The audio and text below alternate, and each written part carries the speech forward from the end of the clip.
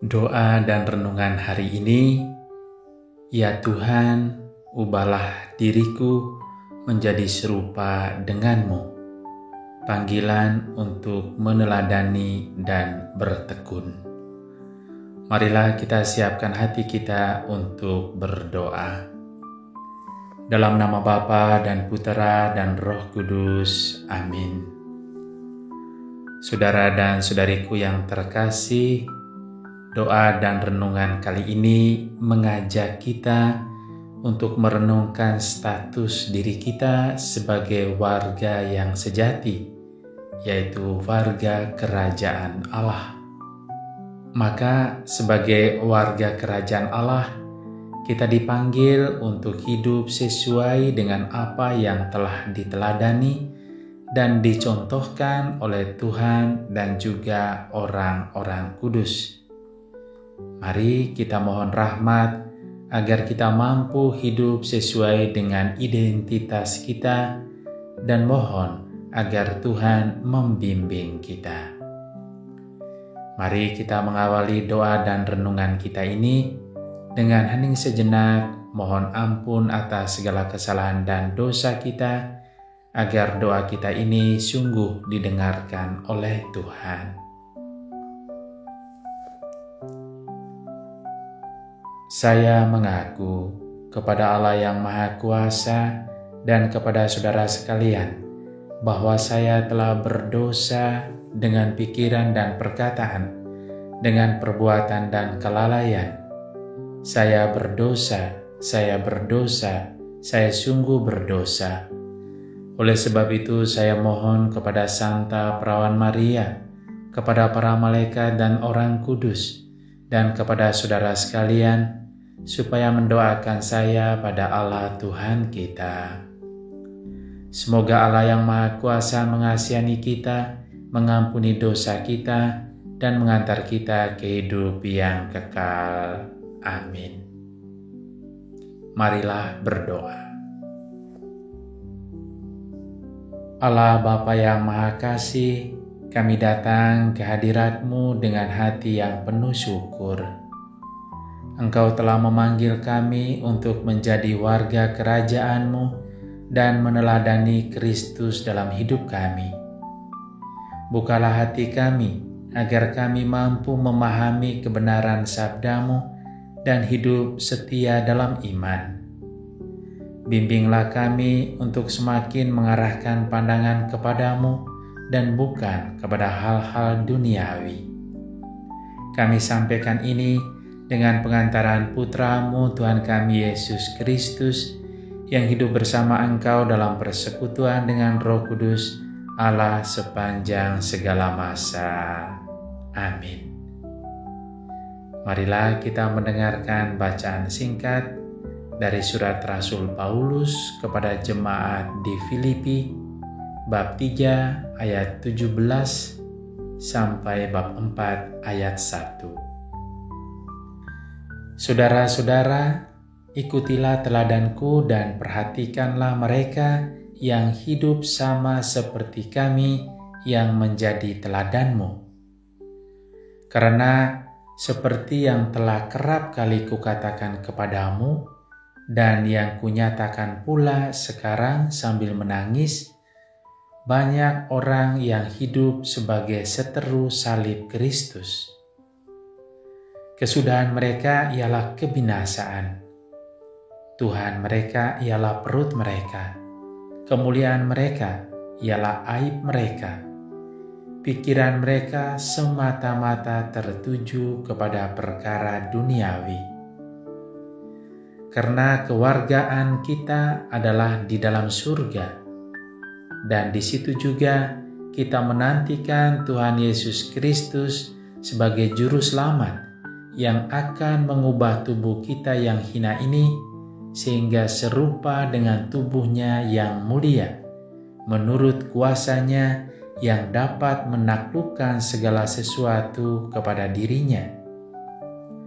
Karena itu, saudara-saudara yang kukasihi dan yang kurindukan, sukacitaku dan mahkotaku, berdirilah juga dengan teguh dalam Tuhan, Hai saudara-saudaraku yang kekasih.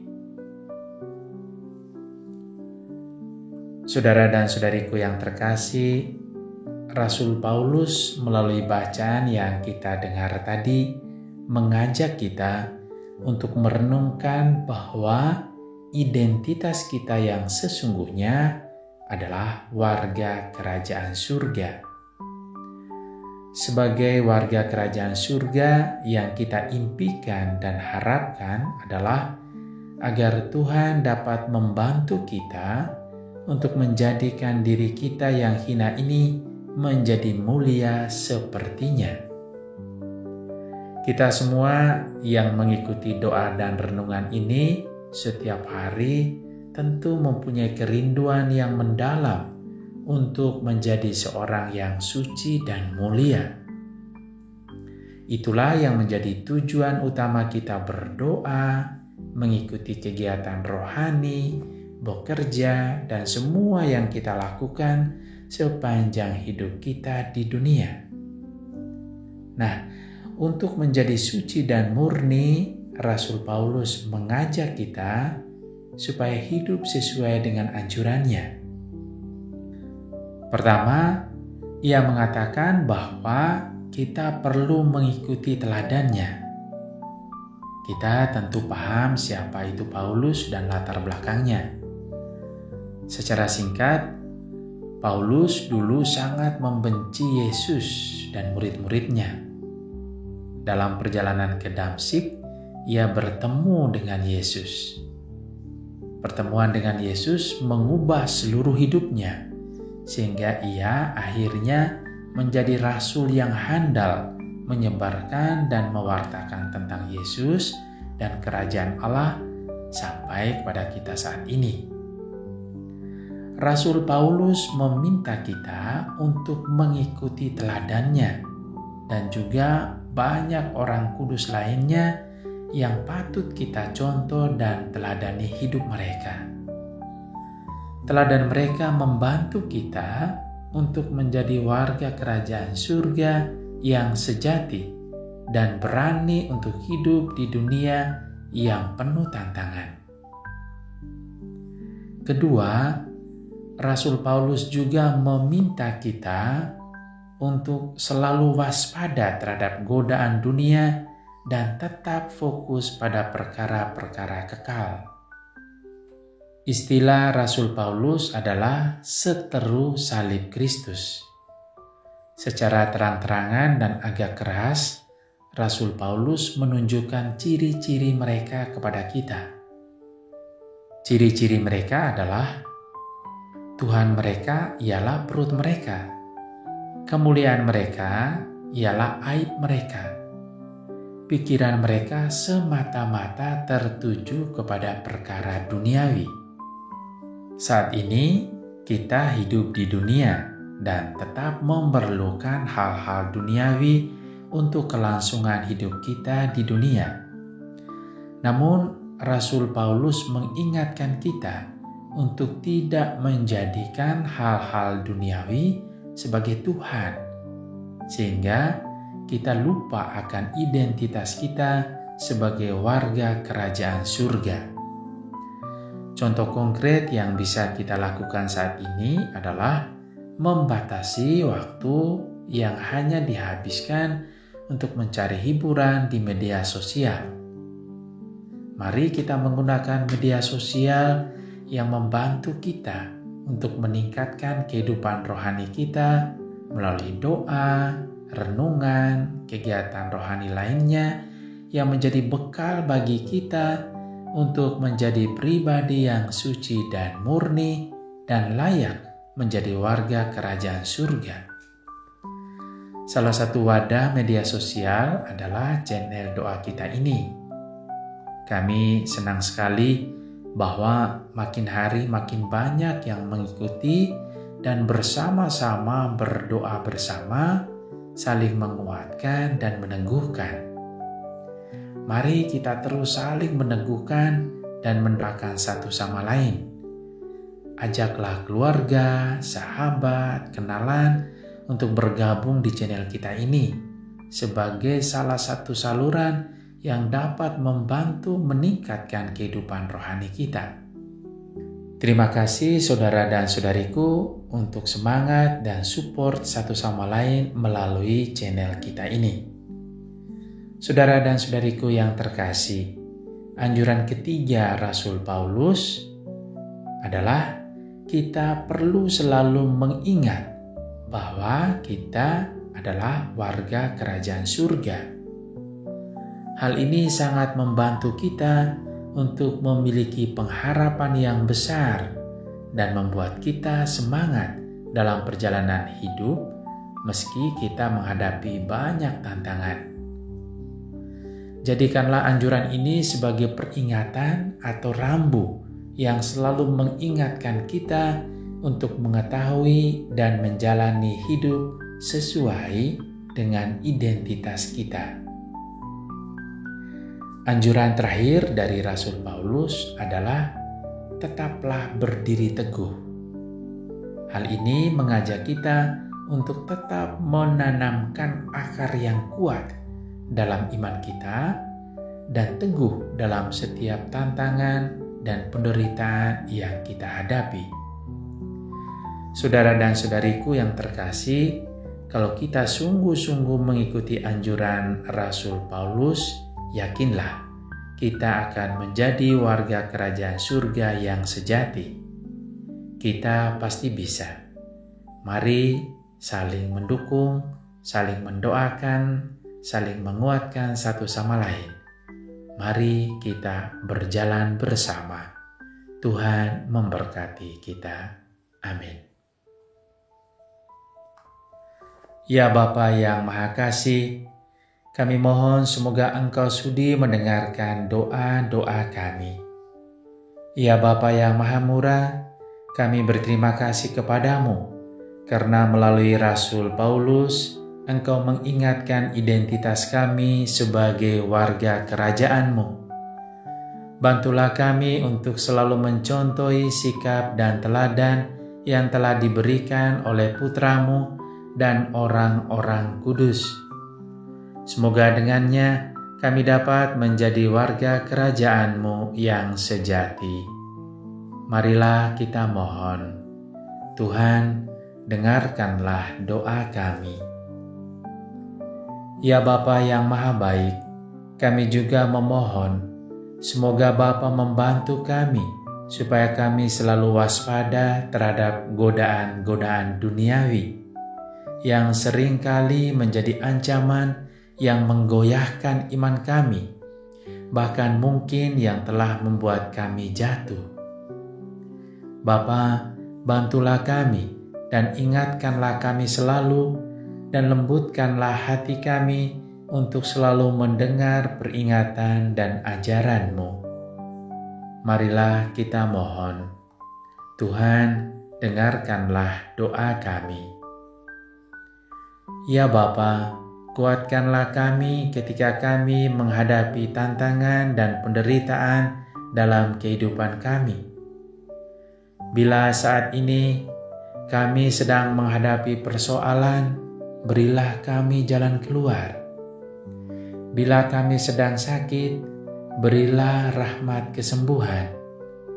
Bila kami sedang berjuang meraih cita-cita kami, kabulkanlah ya Bapa. Marilah kita mohon, Tuhan, dengarkanlah doa kami. Ya Bapa yang Maha Murah, kami juga ingin berdoa dan menyampaikan intensi atau wujud kami masing-masing. Mari kita menyampaikan intensi atau wujud kita masing-masing.